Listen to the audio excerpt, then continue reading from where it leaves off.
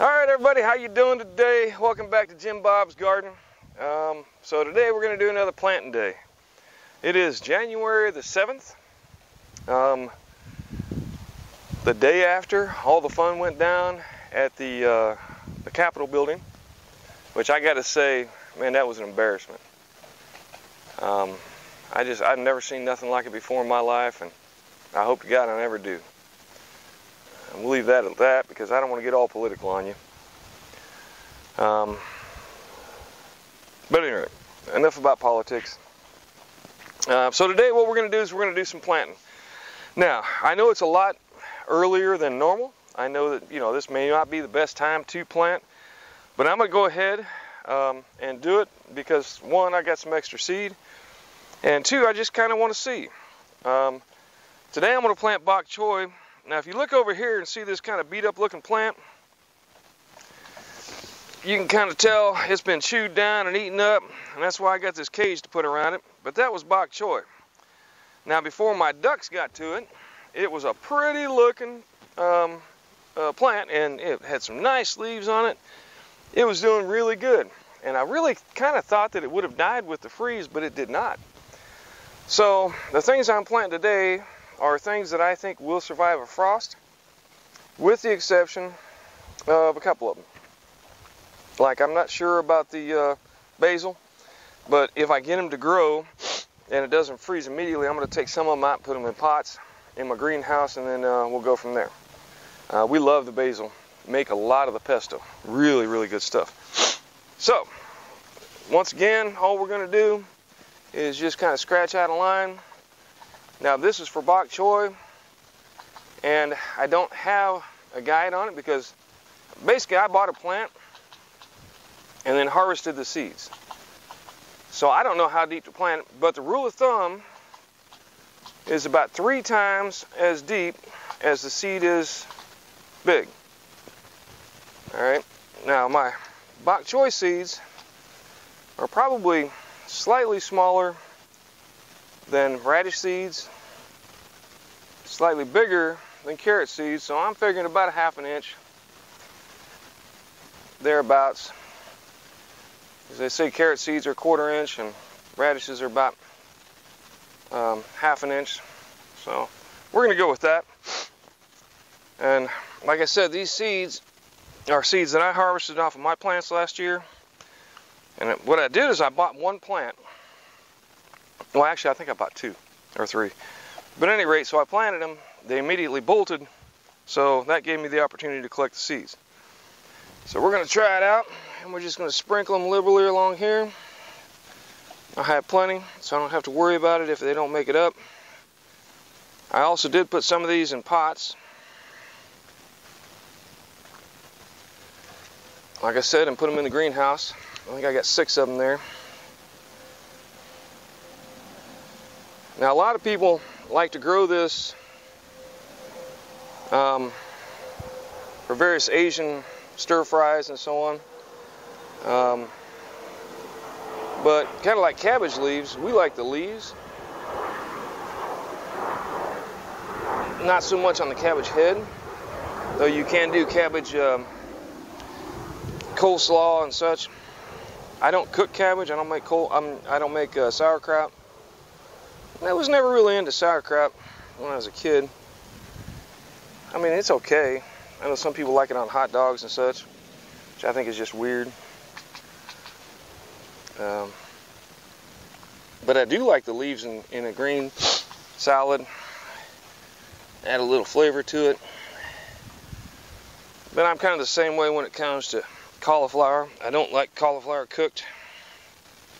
I prefer it raw. And broccoli, yeah, I don't eat broccoli either way. I grow it. The leaves are good. I must say, I like the leaves, but I don't much care for broccoli. All right, so then we're just going to lightly cover it in. Now, you notice in this patch, I went through and I rototilled it. And you're thinking, oh my goodness, he tilled his garden. Everything's supposed to be no-till. And if you feel offended by that, I would ask that you get over it. But I did it with a specific purpose in mind. I had some nematodes. Oh, hey, Murph. Get out of the garden. Get Murphy, come on, get out of there. You're tearing up my seeds. Come here. All right, this is Murph, the neighbor's dog. Okay, go home, go home. Man, look what he did. Frickin' Murphy. That's all right. Out, go home. Murph, go home.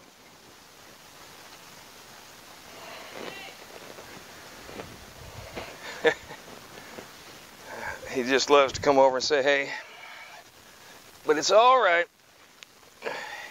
Maybe he spread the seeds around, we'll see. All right, at any rate, so where was I? I was talking about, what I did to the garden.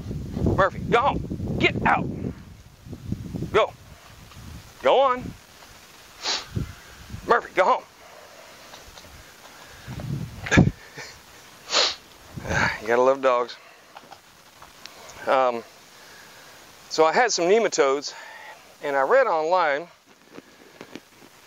at another gardener's website, Red Tool House, I believe, and he did some research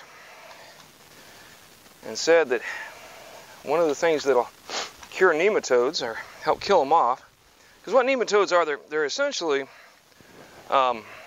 small forms of life, slightly bigger than bacteria, but little tiny worms, like microscopic worms, I guess, and they'll get into the roots of your plants and kill the roots, and then root vegetables like carrots, they'll make big knots on the side, because they'll get into the side of your plant, and then I guess they kind of lay babies and such in there, but it essentially makes root knots. That's why they're called root knot nematodes.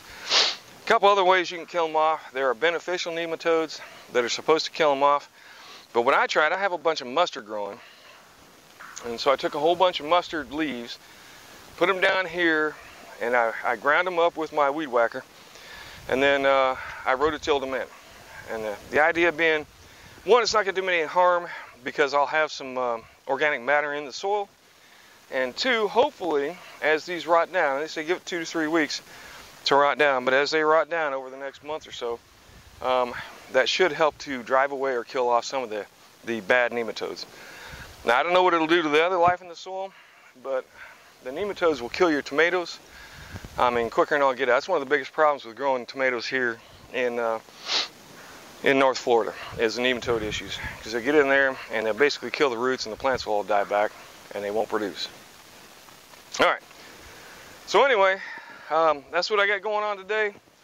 One thing I would remind you, well, one, this is what I use, just a couple of sticks with a string wrapped around them, and you can extend or shrink the length by just twisting it.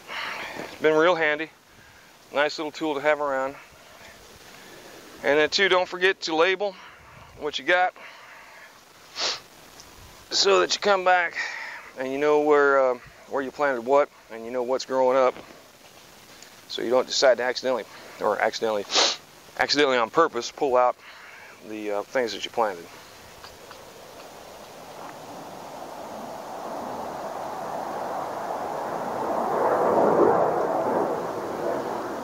All right, sound of freedom. That's the sound of F-15s taking off. When I was in the Navy, I worked on F-14s and F-18s, fighter jets. That's what keeps you free. That noise right there.